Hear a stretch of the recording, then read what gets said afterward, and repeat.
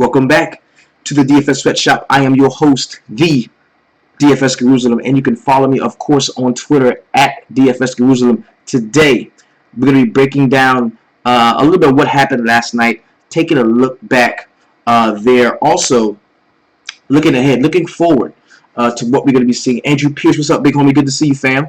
There it is. We're going to taking a look forward to this 15-game slate. We got a huge 15-game slate, man, and I really wish we had some early stuff on there, man. I really do, because I mean, jam-packing 15 games on a Tuesday, man. Whoa, it's gonna be tough. It's gonna be a big slate.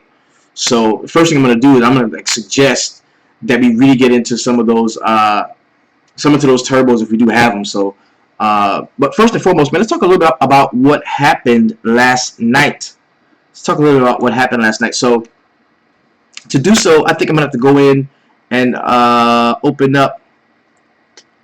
Yeah, I have to go in and open up the DraftKings just so you can take a look at how it all shaked out for us today.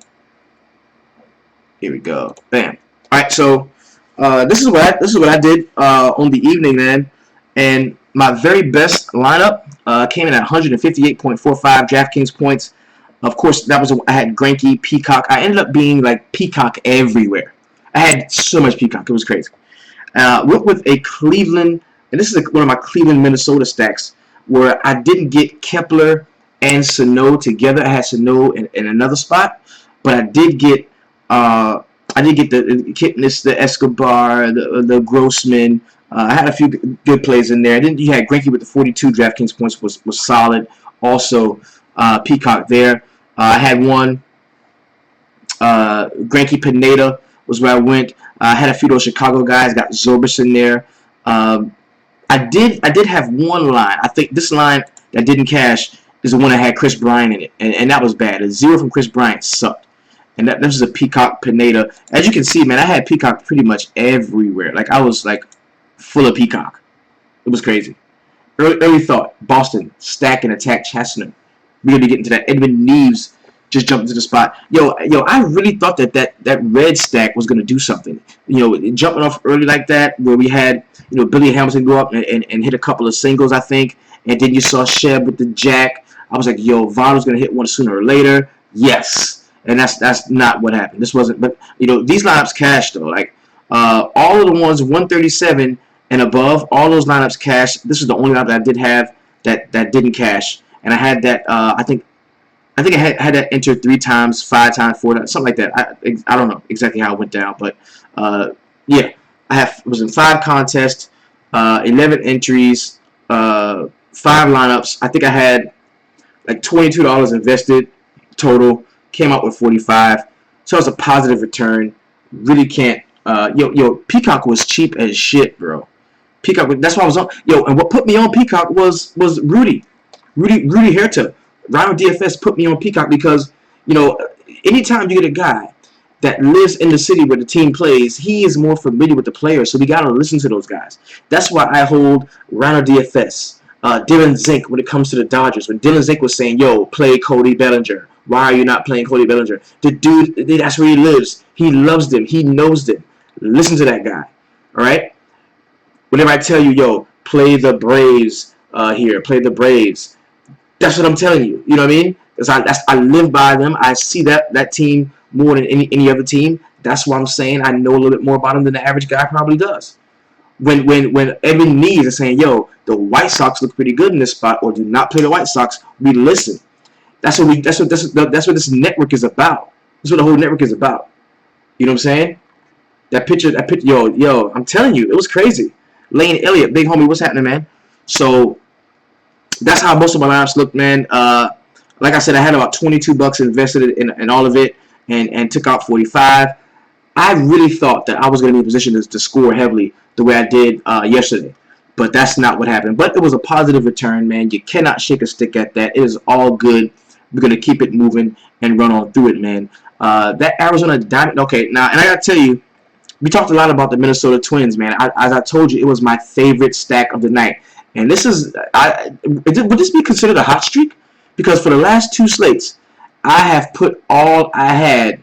I put all I had on the team that ended up scoring the most runs on the night. 14 runs from Minnesota, and yesterday it was 12 runs, I think. Forrest Goss, what's up? Samuel, I like to drum. I think it was yesterday it was the Angels that I was on. They scored the most runs. And that's what MLB DFS is about. I don't give a fuck what nobody tell you, man. Stop listening to people that's trying to break it down position by position. We're gonna go through a positional analysis. They're trying to throw you off. They're trying to jumble your shit up because nobody who wins rosters by position. You roster by team and by stacks. That's how you get to the money. We saw that. If you can hone in a few times a week, if you can hone in just a few times a week on the team that's gonna score the most points and stack that shit, you're gonna be fine. You're gonna be fine. You're gonna be fine. All right. So take a look. Okay, take a look. Ran a little poll earlier on Twitter. Now I'm gonna blow this up so you can see this. Right. Ran a little poll earlier on Twitter, and I asked the question. I was like, "Yo, who is tonight's gang bang stack of the night? Gang bang gang gang stack of the night in MLB main slate." I wanted to gauge the temperature in the room. I wanted to see where everybody was on, and I had a good idea. Everybody was going to be on the Arizona Diamondback, and they won this particular poll convincingly. 54% of people were on the Arizona Diamondbacks. 20% were on the Cubs. You saw those teams have pretty much the highest ownership that we had on the slate. Cincinnati Reds was a team that I liked, and then I slipped the Minnesota Twins in here just to see what everybody else was going to be thinking. And people did not like the Twins. People didn't like the Twins. They didn't. But we were all over them in the shop. So we got them at low ownership. Very solid night. Very solid. Very happy about that, man. That was good. So let's go ahead, man, and we're going to jump into today's slate. But while we do that, I want to take a look here and just get an overall view of the complete slate, okay? So we're going to let's go to the lineup. We're going to get an overall view of the complete slate, because that's what's needed. Taking a look. All right, we're jumping into the standard. That shit is for suckers, man. That arcade shit is for suckers. I'm not going out like that. No offense, DraftKings, but I ain't going out like that. All right, so check it out. We've got a 15-game slate jumping off today. We're gonna start. Okay, 7:05. The first pitch goes out. 15 games.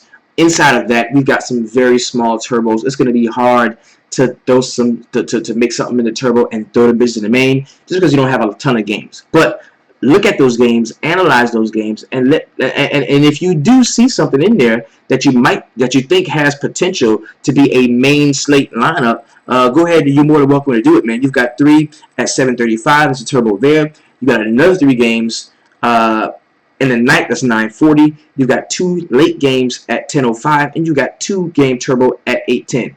Now, if you are overwhelmed by the richness, the fullness of a 15-game slate, do not feel like you're less of a player if you just hop into them 3-game joints and get it in, or the 2-game joints and get it in.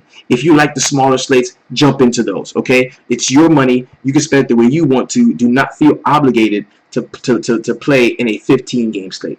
And I can tell you right now, ownership don't mean shit.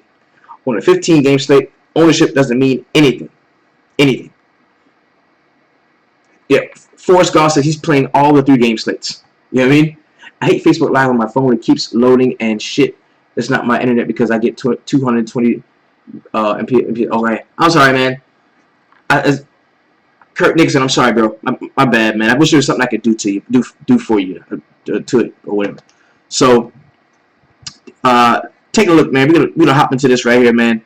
And what we do in the line drive, okay, is by 5 o'clock, by 5 p.m. Eastern time, more often than not, we've got finalized lineups.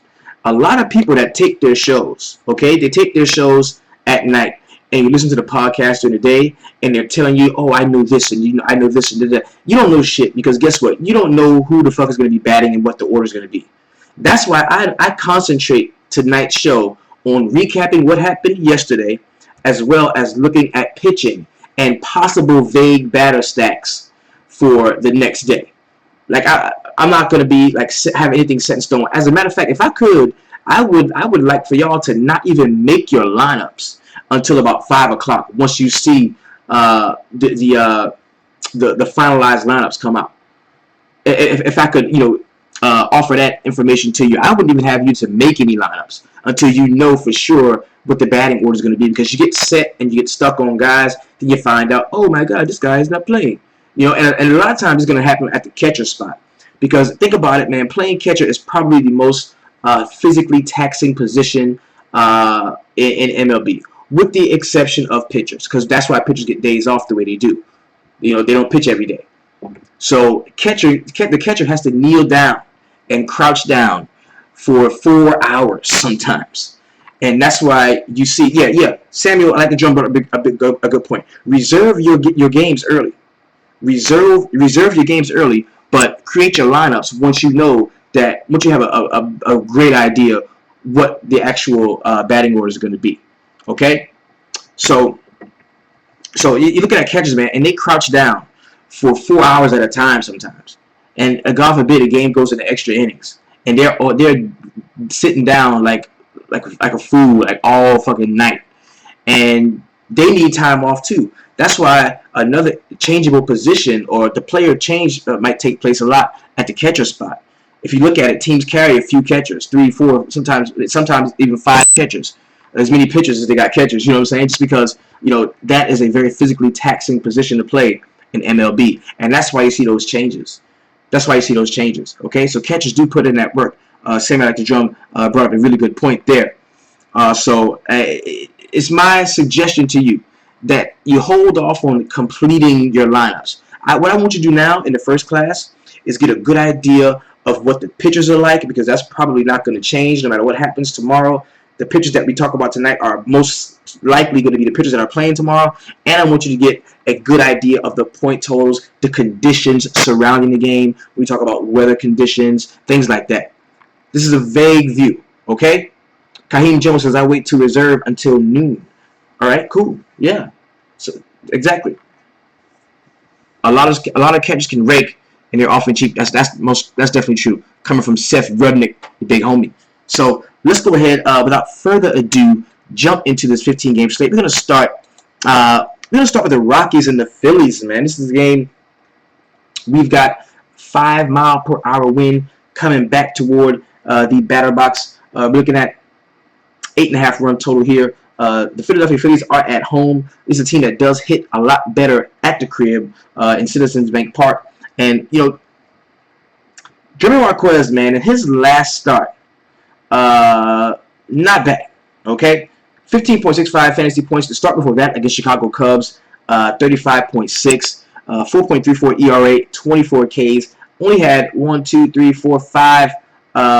starts this season. One bad game was the first one he played against the Washington Nationals, and you could expect that, for the way the Nationals had been hitting the ball at that point. That is a team that leads the league in a lot of hitting statistics, most definitely. So you've got Jeremy Marquez going against the Philadelphia Phillies, man.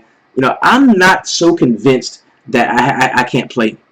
I'm not convinced I can't play. I'm going to have to take a look at this later on in the afternoon. Exactly. Marquez is a guy that I kind of like as a starting pitcher, too. He's favored on the road on the opening lines. That's Lafayette Payne is getting it. Josh Dewey is getting it. Exactly. And let's take a look at the Phillies and where they stack up when it comes to the statistics that we look at most. Okay, looking at K rate, man, the Philadelphia Phillies are 11th in the league in K rate. That is not great. 21.8% K rate there for them. Taking a look at where they rank as far as team WOBA, I think they're a little bit further down on the list here. 17th, 318 team WOBA for them, and a team ISO. They are sporting a team ISO of 166. That's good for 16th in the league. So I am not afraid of this Philadelphia order. I think that it can be taken advantage of by Jeremy Marquez in the spot, and I don't have an issue playing him. I really don't. I don't have an issue playing him. I mean, he's fairly cheap at 6.6K on DraftKings. I think that's somebody that you can definitely give consideration to. On the other side, we're going to take a look at Zach Eflin. Now, I got to tell you, this game does have a 48% chance of light rain. There is a possibility that the game does delay or rain out. So you want to pay attention to that throughout the day. This is one of the earlier games going to be played, so you want to pay attention to that. You don't want your lineup to die early. The Sharks will be playing the $888 contest with 150K to prize. Yes, they will be. So we got Zach Eflin here at 4.7, very cheap for good reason. Now, if you look, now put aside the last start he had against Texas, where he got knocked around for a negative 11.4 fantasy points, 10 against Seattle, 5.7 against Chicago, 10.65 against the Dodgers, 10 against Atlanta, 9.5 against the Mets. So this dude is attackable, man. This dude is attackable. This is the kind of bat that you want against some of those Rockies, man. This is the kind of bet that you want against some of those Rockies. So I think he's definitely a guy that you could attack in this spot, without question. I definitely think he's a guy that you could attack in this spot. Taking a look really quick at some of the batters you got here, man. And this is against Eflin, okay? Now, against Eflin, probably the best we see on a BVP level. There's not a huge sample size. That you got Charlie Blackmon is batting 500 against him. The Mayhew 333. So it's not a lot. And none of these guys have ever faced Marquez. The Philadelphia batters have never faced Marquez. So that's something to look at. Okay. This game we're going to be talking about is going to be the Kansas City Royals and my New York Yankees. On the mound, we've got Danny Duffy, the left-handed pitcher, 3-3 in his 6 starts, 2.97 ERA with 45 Ks. That's a lot of Ks, baby. That's a lot of Ks, baby. Going against Jordan Montgomery, 2 for 3 in his 5 starts, 4.81 ERA with 37 Ks. And you know what? I'm not digging Jordan Montgomery in this spot. I'm really not. He's priced at 6.8 on DraftKings. So left-handed guy, man. I think you can play. Give me some of those right-handed bats. Give me some of those right-handed bats for the Kansas City Royals, man. Right now, I'm kind of digging that. I'm liking that.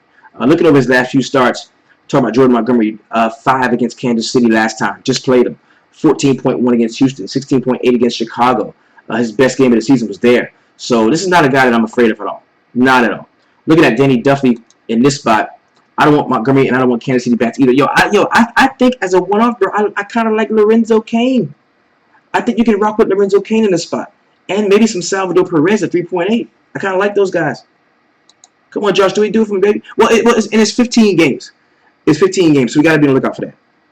Now we got Danny Duffy, man. He did the thing last time he faced my New York Yankees. 36.75 DraftKings points, 17.75 against Baltimore. His worst game of the season was against the Chicago White Sox. His worst 2 games were against them. Those are the only 2 games he didn't score double-digit fantasy points were against the Chicago White Sox. Every other game this year, he's had a fairly decent outing. Danny Duffy is pitching, and he's throwing out. He's killing it. He's killing it. 45 Ks, man. He's getting it in. So I don't have an issue at all with playing. Or take a look at Danny Duffy tomorrow. On a 15-game slate, do you want to attack the Yankees bats that have been so hot, especially when you got guys like Aaron Judge, who has a pretty solid righty-lefty split? Do you want to do that, right? Now, I'm not saying I would stack Kansas City, but I do like a couple of those right-handed batters as one-offs. I do.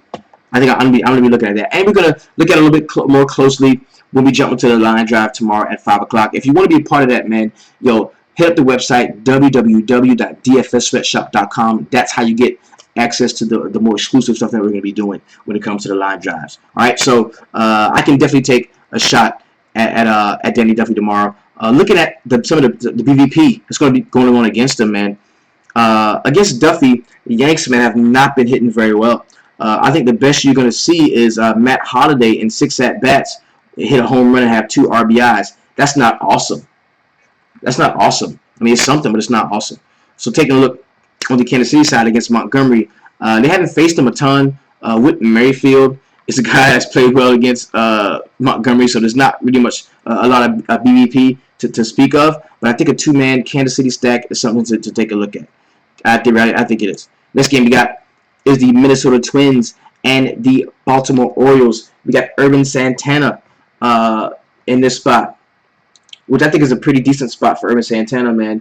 You get away from the fact that the Orioles are playing in a pitcher's park, or the Twins are going to be in a batter's park. Man, Camden Yards is very friendly to batters, And you got Dylan Bundy, you got Urban Santana. Santana 8.1K. I'm not scared, man. I think I can rock with him. I kind of like him. Santana's coming off a rough start, though. He gave up 5 runs on 6 hits over 7 innings against the Rockies. He also walked 4 and has 15 over the last 4 starts. Talking about Bundy, the right-hander, 5-2, 2.97 ERA. That's 39 Ks. That's a fair amount of Ks. Bundy has been the Orioles' most consistent starter with a 2.97 ERA, but the righty is coming off his roughest outing of the season, allowing a career-high 6 runs on 8 hits over 6 innings against the Tigers. So we're going to open it up a little bit and take a look at him. Bundy in the spot, man. Like we said, 0.3 points against the Tigers. Before that, against Kansas City, 22.5. His best game of the season was the first game of the season against Toronto. He scored 31.35. So, I don't know. I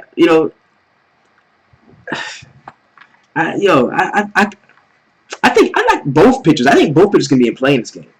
After what we saw yesterday with that huge explosion of runs, I think both teams are going to want to come out, pitch well, and play solid defense. And I definitely think that this can be a game where we can kind of pick and choose which pitcher we like. So I think I like both of the pitchers in this spot, and I'm going to take a look at that as we continue on into the line drive tomorrow. Next game we're going to talk about is the San Francisco Giants and the Chicago Cubs in another matchup. We got Johnny Cueto, 4-3 in his decisions on the season, and Cueto was a top flight guy, man. He's at 10.4K. Really hefty price on him for going up against the Chicago Cubs in this situation. In Chicago, you got John Lester on the mound for the Cubs here, 11.1. Now, I look for the Cubs to play fairly decent when it comes offensively. Yeah, I think the Cubs do kind of break out of that, and that kind of take me off of Cueto. I'm not going to be on Cueto tomorrow, but I think John Lester is a guy that's in play. 11.1, I can get behind Lester in some spots here. I'm going to take a look at him a little bit closer. 21, 20, 19, 19, 21. He hasn't scored less than 19 fantasy points the entire season. And I think John Lester is a guy that I definitely can take a look at. I kind of like him in the spot. And we look at the Giants, man, and how bad they've been when it comes to hitting the ball, man. It's been horrible. They've been horrible, man. Looking at them, that's why they were so low owned tonight. 25th in the league in K rate. So they do have some discipline at the plate where you don't see them strike out a ton. But you look at that ISO of 120 and that 289 WOBA, man, that leaves a lot to be desired, bro. That is a lot. Kaheem Jones says he is not paying for pitching. There is value elsewhere. And I can dig that. I don't have an issue there. But I do think John is going to have a very solid game against the San Francisco Giants. Wish the game was in San Fran, though. I'm paying up for McCullers. That's coming from Josh Dewey. He's going to be paying up for McCullers in the spot. So, this game we got is going to be the Seattle Mariners and the Washington Nationals, man. We've got Christian Bergman on the mound for the Mariners, and we've got Joe Ross there for the Nationals. So, taking a look at this, man, we've got a possibility of a delay or rainout. It's going to be a 7:05 pitch out, 65% chance of moderate rain, 9 miles per hour wind coming back toward the batter box, 62 degrees is the temperature there. Of course, Christian Bergman's at 4.9. We got Joe Ross at 5.9. And I'm not playing a pitcher from this game. Both of these teams are very worthy batting options. And I'm not going to be playing a pitcher from this game. I like the bats on both sides. I think I can play bats from either side of this game. I will not have anything to do with any of these pitchers. I'm not on them. I'm just not. And there's not a ton of BVP because these are young guys, haven't had a lot of starts. We look at the 29-year-old righty dazzled in his second start of the season, striking out 9 A's in 7 3 and a third scoreless innings. He pitched once against the Nationals in his career, relinquishing 2 runs in an inning while with the Rockies last season. Ross, on the other hand, he rejoins the Nats after a 3-week stint in the minors, focused on improving his mechanics. He made 3 starts at AAA Syracuse, and after yielding 7 runs in 5 innings in the first outing, he gave up 4 runs over 13 frames in the next 2 starts. So I'm not playing either one of these guys. I am going to be focusing on some bats in this spot. Don't like either pitcher here. Next game we got is the Cleveland Indians and the Cincinnati Reds. This game has a later pitch out. 7:10 is going to be the pitch out here. We've got Carlos Carrasco at 9.9 on the mound for the Indians, facing Amir Garrett, who is priced down to 4.8, and I'm sure people are going to want to play him for that 4.8. But I can tell you, man, dude has not been very good over the last 4 games. I'm gonna tell you about him. Okay, -11 against Chicago, -1.1 against San Fran, 5.8 against Pittsburgh, and I think the biggest negative we've seen on the year came from Amir Garrett against Milwaukee, bro. -28, bro. Horrible game. Horrible game. Horrible game from Amir Garrett. So he's a left-handed guy. You know, throws a lively fastball, man. But I think his confidence has just been shot. And Garrett returned from a brief stint at AAA and pitched poorly in Thursday versus the Cubs with 6 earned runs, 5 hits, and 4 walks over 4 innings. His fastball was often missing low, and his off speed was left up in the zone and getting hit. I mean, he got knocked around the park, bro. He just really did. Now, Carlos Carrasco is another guy who, you know, has had command issues in some spots, but all intents and purposes, man, he's a pretty decent pitcher. Over the last few games, 4.8 against Tampa Bay, 31 against Toronto, 19.9 against Detroit, 22 against Seattle. His best game of the season came against the Chicago White Sox at 35.6. So that's how we're gonna be rocking, man. And you know, Carrasco against the Reds, righty, no, because I love left-handed power, and I didn't see the home run I thought I was gonna see tonight or last night from Joey Votto. I think he hit it today against Carrasco, so I'm not gonna be going Carrasco there or Amir Garrett. But they're both. Amir Garrett is cheap as shit, 4.9. He's very cheap, very cheap. Next game we got is the Los Angeles Angels of Anaheim going against the Tampa Bay Rays. This should be a good one, man. This should be a good game. This should be a good game. All right, we got Matt Shoemaker at 9.2, going against Alex Cobb at 7.9. Last time Cobb started, I kind of liked him, and I did play him, and he wasn't bad. 22.95 fantasy points against Cleveland, 18.05 against the Boston Red Sox there. So he's been fairly consistent in his last 4 starts. I don't see why that has to end against the Angels. But do I want to have some Cobb? Not really. I really don't love Cobb. I don't love Cobb. And on the other hand, you look at Shoemaker, 24-29 his last 2 starts. He's been trending upwards. But man, the Rays right now have just been hitting the ball out of this world. Literally out of this. I mean, they've been hitting the ball so hard lately.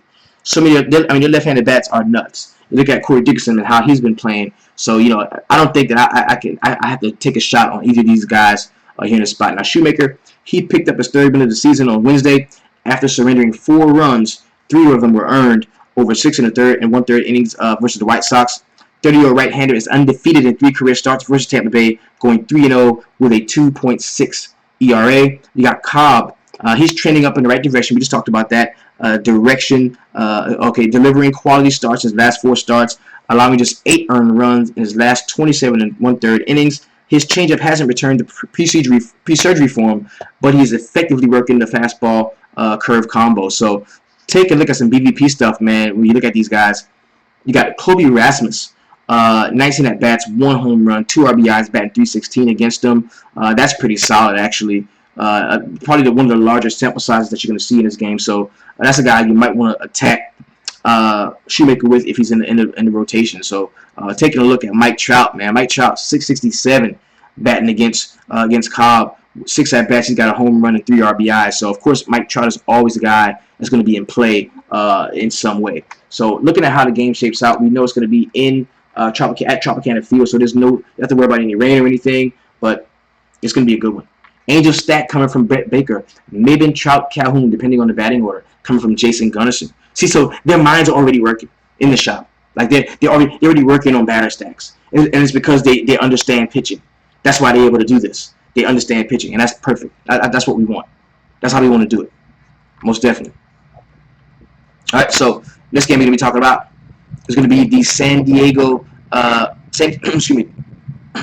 Padres and the New York Mets. We got Matt Harvey on the mound for the Mets, as well as Julius Chassin for the San Diego Padres. Now, this game It's an 8-run total, okay, and it has a 0% chance of rain, but it's showing that there's a possibility that we're going to get some the delay or rain out. I don't understand that. Why is that? 62% humidity, 69 degrees, 5-mile-per-hour wind going out towards center field. Chasing is priced at 7.5. You got Matt Harvey at 6.5. And you know what? San Diego is a team that I kind of like to attack sometimes. And if we take a look at it, man, we're going to find them toward the top in K-rate. They're right there, 23.7%, the fourth-ranked team, the fourth-ranked team when it comes to K-rate, the Padres here.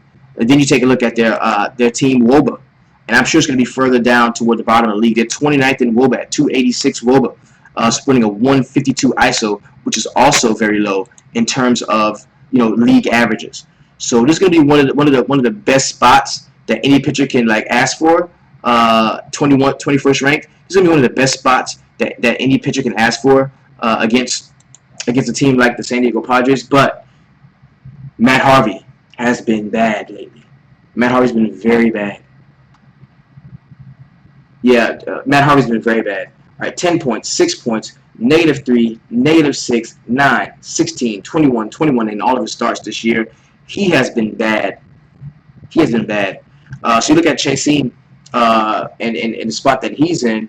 Now, he hasn't been horrible lately, but at 7.5K, is that do you want to spend up that much? Now, 27 against Milwaukee, man, he got a ton of strikeouts against those cats. 16.8 against Chicago White Sox. His best game of the season was at home against the Arizona Diamondbacks, 29.6.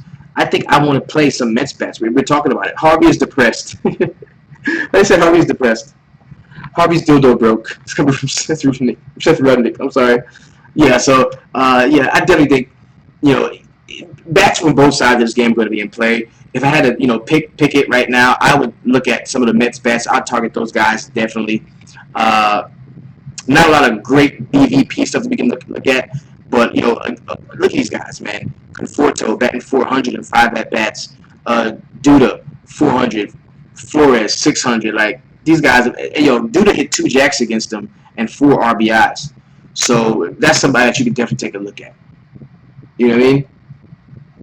Yeah, he got the B team Milwaukee squad when he did play because there was nobody playing. Like, you didn't see Shaw, you didn't see Braun. There was no Thames. So yeah, that's what happened last time with Chasing. So I don't like either pitcher in this game. I will be playing maybe a bat or two from the Mets side. Next game we got is the Texas Rangers and the Boston Red Sox. Now, as you can see on the mound, we got Andrew Cashner for the Texas Rangers, and we've got Rick Porcello there for the Boston Red Sox. Now, this game is in Fenway Park, 2-mile-per-hour wind coming back toward the batter box here, 55 dew point, 0% chance of rain, 66 degrees, and a 68% humidity. This game should play without incident. Andrew Cashner, of course, is at 5.4K. Do not play Andrew Cashner tomorrow. Rick Porcello's at 8.5.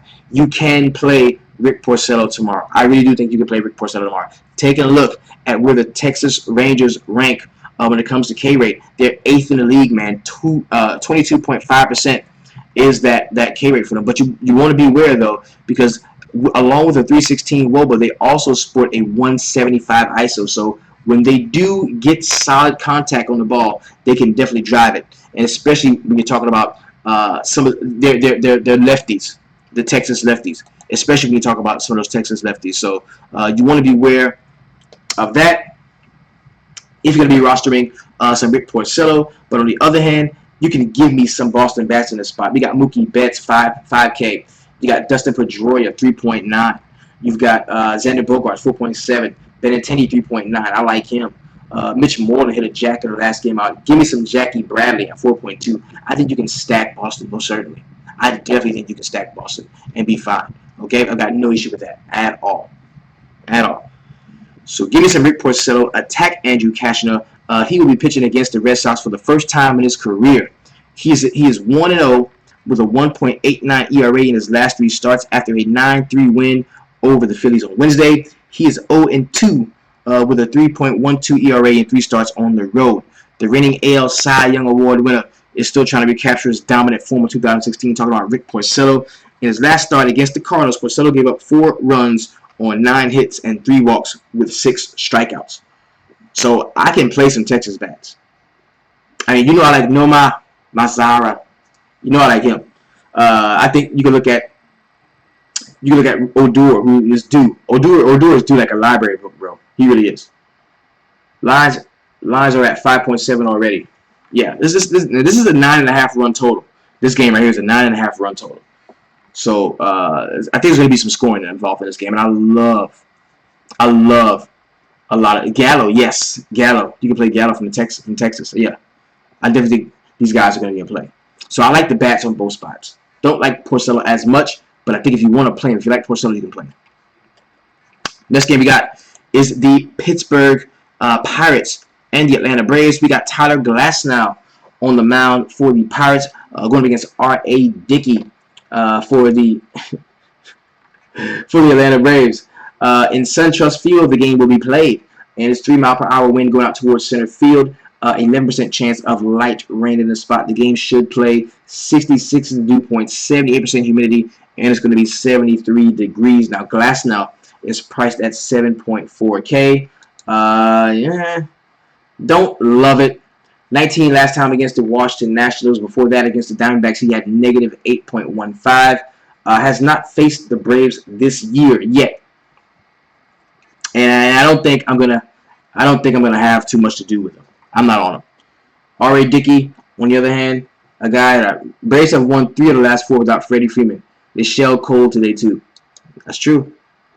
That's true. And I don't like Garrett Cole. I didn't play him because I got stuck on Peacock, man. I was just stuck there. I didn't play anybody else. It's Teheran tomorrow, not Dickey. Okay. Are you sure? Is that what? Let's check on DraftKings. Make sure that we know exactly what it's going to be. Okay. It is good to cross-reference and check games, man. So you're always in the know. Yep. Julio Teheran against Dickey. I mean, not Dickey. Julio Teheran. Attack him. Attack Teheran. Yeah, MLB.com has it wrong. So yeah, attack Teheran. Definitely. Teheran has been bad. He's been bad lately. We can definitely attack that dude. I mean, I've kind of buttered my biscuit on biscuits on attacking Teheran. So if he's the one on the mound, because one DraftKings says Teheran, some of the other sites MLB.com are saying Dickey. Well, you can attack either one of them. It's a 9-run total. But if Teheran is there, I'm definitely going to be playing some Pittsburgh bats against him. Most certainly. Certainly. Next game we got is the Toronto Blue Jays and the Milwaukee Brewers. We've got Joe Biagini on the mound for the Toronto Blue Jays. And, of course, we've got Jimmy Nelson for the Milwaukee Brewers here. 4.6 for Biagini, 7.6 for Jimmy Nelson. Biagini still is not the guy that's going to be going out and pitching a ton of innings. He was allowed Atlanta to score 6 runs during the first 6 at-bats in his last outing, but settled in to retire the next 12 batters he faced. This will be his 4th start, and his pitch count should be right around 90. That's going to be an increased pitch count for him. Pitch count, no. I'm good on pitch counts. I don't want that. Jimmy Nelson, he missed the Blue Jays when the Brewers made a brief 2-game road trip to Toronto in early April, but he will catch them this time. He has been excellent in May with a 1.15 ERA and 193 average against in 15 and 2/3 innings. He's kind of interesting, Jimmy Nelson, that is. He is. Because he's a guy, it's an 8.5 run total. He has been pitching okay lately. Now, there was one stretch of the season where he could not post a positive game. You know what I'm saying? Like -1 against Pittsburgh, -15 against Atlanta, -4 against St. Louis, -15 against Chicago. But no, he settled down and against Boston at 13. Excuse me. Those are his differentials. Yeah, the last two starts against San Diego and against Boston, 24.7 and 26.2. Those are pretty good. But there was a brief 4-game stretch, man, where he just could not get right. And Jimmy Nelson, man, is a guy that I think you might want to take. You might be able to take advantage of him. Unless you're going to be playing some of those left-handed power bats or power bats in general from the Toronto Blue Jays. So Jimmy Nelson is going to be on my radar as a play today. He's going to be on my radar. Next game we got is going to be the Detroit Tigers and the Houston Astros. We got Lance McCullers Jr. 4-1 for him. 2.65 ERA, 60 Ks, man. That dude gets some strikeouts, man. That dude, hey, he is a fucking K machine. He's a K machine. And, you know, with this type of offense that they've got, you know, he's a guy that's going to get some run support too. So, on FanDuel, I don't see how you're not interested in McCullers on FanDuel. Yeah, I like McCullers a lot on FanDuel. I do. 10.2 is the price on him. 8.5 run total. We already talked about that. 19, 29, 21, 25. His worst game of the season came against Cleveland. 5.2 was the score there. And then against Oakland, 6.3. But every other game, man, he's been above or 20 or above. And you know, Josh Dewey says this is a guy that's pitched really well at home.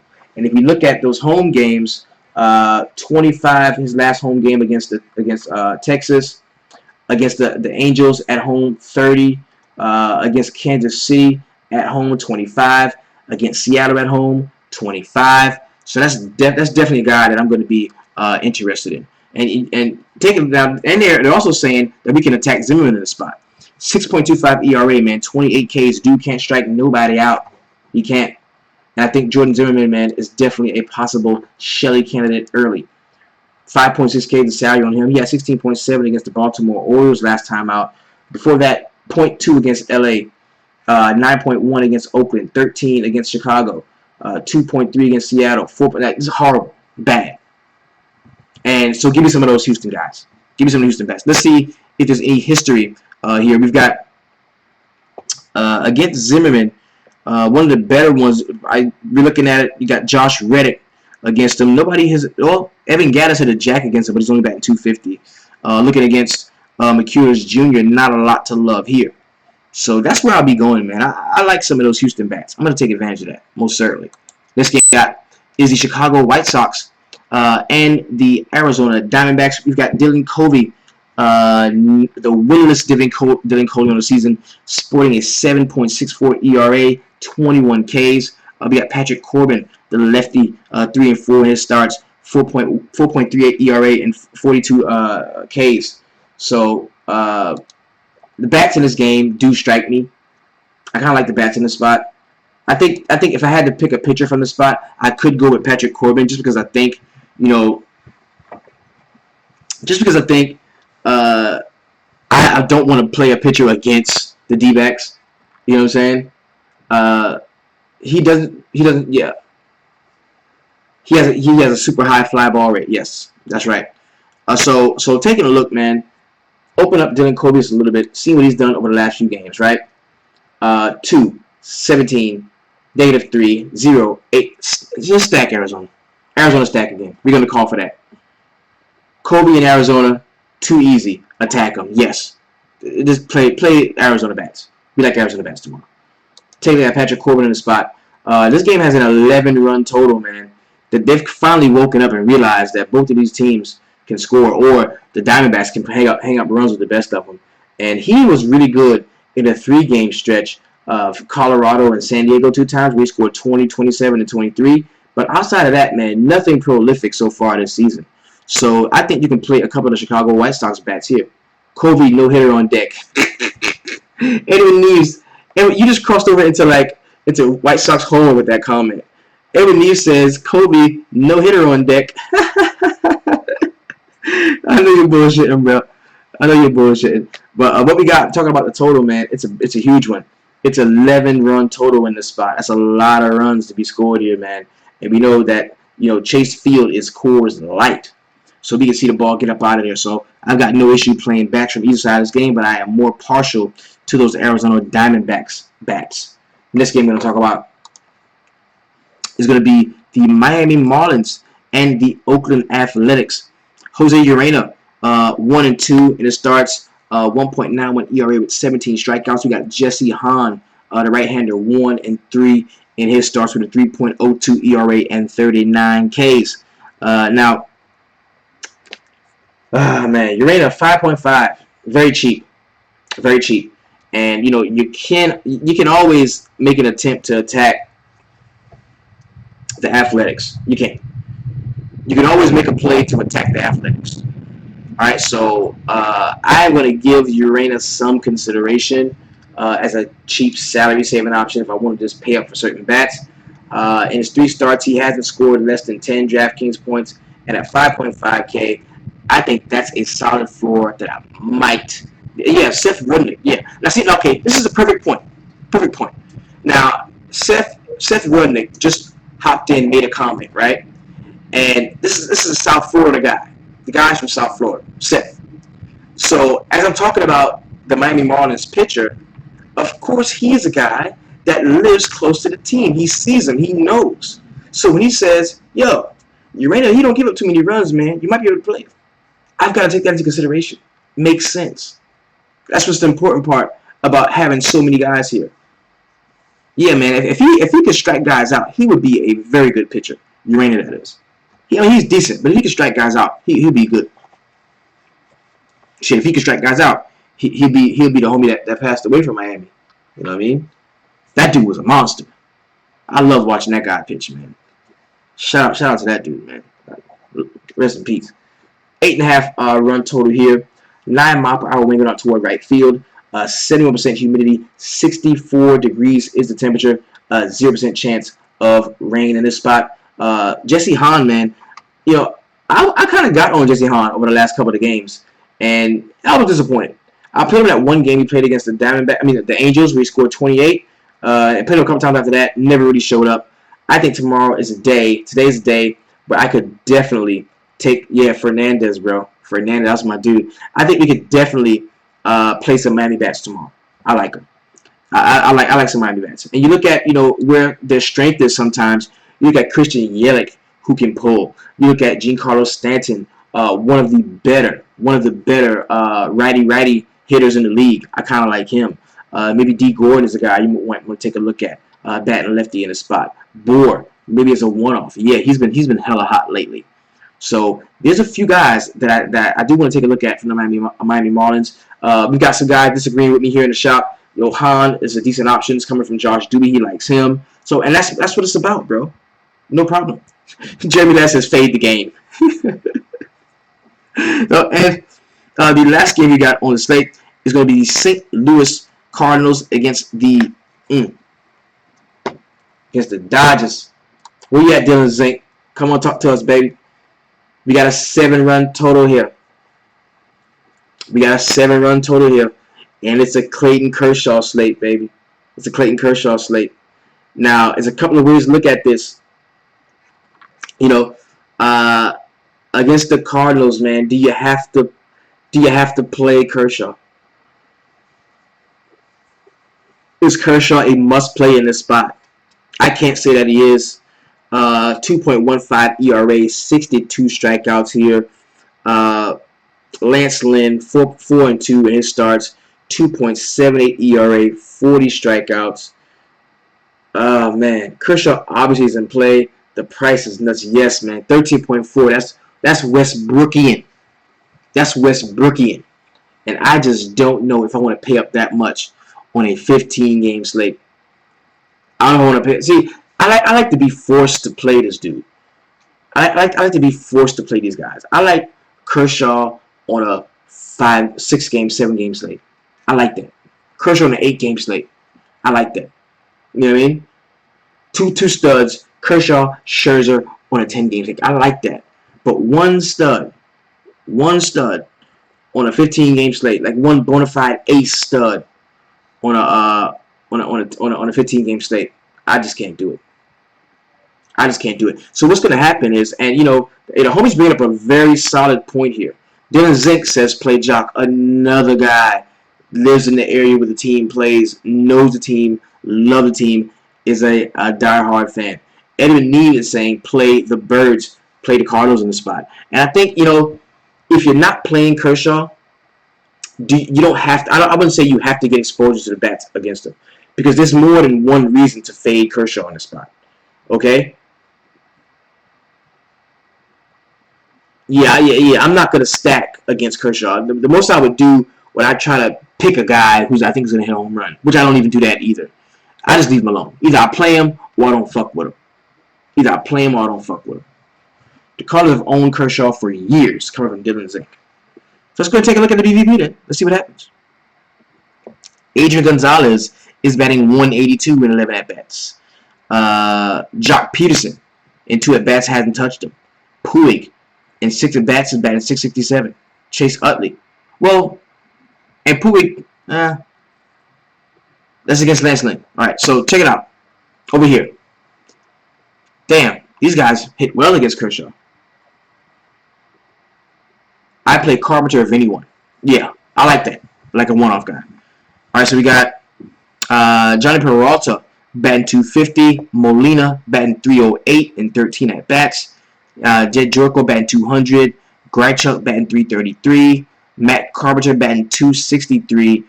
Jed Jorko, the guy with the worst average, is the only one to hit a jack on him. But you do have a couple of RBIs against him. Dexter Fowler, 389 in 18 at-bats. That's pretty solid. So, and yeah, it's going to be a very low-scoring game, man. It's going to be a very, very low-scoring game, in my opinion. So, coming off 7 scoreless innings in San Francisco, Clayton Kershaw opposes the Cardinals in the series opener on Tuesday. He is 6-5 against them in the regular season, but 0-4 in the postseason. Lance Lynn has been hurt by the long ball lately, as he's given up 2 home runs in each of his past 2 starts. He's at 8 on the season, just fewer. Oh man, fewer than 31. So okay, yeah. So that dude's giving up the long ball. Give him the long ball. So you can give me some of those Dodgers bats. Give me cats like Seager. Give me in the spot. Seager at 4.7. I kind of like that. Bellinger at 4.4. Outfield, first base eligible. You can take a look there. So there's a few guys you can play in the spot. So just wanted to take a quick look at a first look at pitching, man, and going back through some of the guys that we kind of like, some of the pitching prospects that right now stood out to us. Okay, of course, Kershaw is going to be a guy who's going to be on deck. I think Lester is somebody who I can take a look at. No Cueto for me. McCullers is a guy we're looking at. I don't like Carrasco, Shoemaker. Danny Duffy against my Yankees is also a guy some of us like. I don't like Porcello that much, but some of you do. Y'all don't like Urban Santana, but I do. No Alex Cobb. Dylan Bundy is kind of standing out to me in the spot. So is Jimmy Nelson. For the cheap, I think German Marquez was somebody that we might want to take a look at 6.6 in that spot. And a couple of people like Jesse Hahn at 6.1. Those are going to be... and Jose Urena, too, at 5.5 for the cheap. All right? Oh, this is a nationally televised game. This game is on ESPN. That's right. I don't like the name Duffy, so I won't play him. So those are going to be the pitching options that we did discuss and chop up for the slate. One of our leading Shelly candidates we've got is definitely going to be who is it? Who's the Jordan Montgomery? Not Jordan Montgomery. Zimmerman. Jordan Zimmerman is our leading Shelly candidate. So we will be playing bats against that dude. Biagini is also in play in some spots. That pitch count is going to be up to 90. That's more than we've been seeing lately, so take a look at him as well. Okay, so this has been your DFS Jerusalem. You can follow me, of course, on Twitter at DFS Jerusalem. If you haven't gotten a chance to get into the line drive, make sure you do that, man. Go to the website, www.dfssweatshop.com. Go check that out, man. Go get in there, okay? All right, so I'll be rocking with the line drive at 5 o'clock. And of course, be tweeting throughout the day. So message me, holler at me, whatever you need, man. If I can give you some information or point you in the right direction, I definitely will. Let's go out and have a profitable Monday. No, Tuesday. It's Monday day. Yeah, Tuesday. Keep the week going right, okay? And remember some of the things we talked about. Remember some of the things that we said. Remember when I say, don't make lineups right now, tonight. Wait until you see the finalized lineups. And don't get sucked into that positional analysis shit. Because that's not how you roster in MLB. You don't roster by position. You roster by games and by stacks. You look 1 through 9. See who you love. That's how you do it. Right? The goal for all of you, the goal for you is to a couple of times a week, man, 3 or 4 times a week, for you to jump on the team that scores the most runs on that night and stack the shit out of them. Kobe, yeah, Kobe has to be the lead Shelly, easy. Okay, Kobe, that's coming from the homie. Kobe, we got Kobe's the lead Shelly. Cool. All right, so of course, the Defense Gurus, man, signing off. Thanking you once again for joining me in another installment of the First Class, man. Yo, like, subscribe, share, comment. Go check out the website. Thank y'all so much, man. Much love to y'all in the Facebook VIP, man. I'll see y'all tomorrow, man. Peace. We out.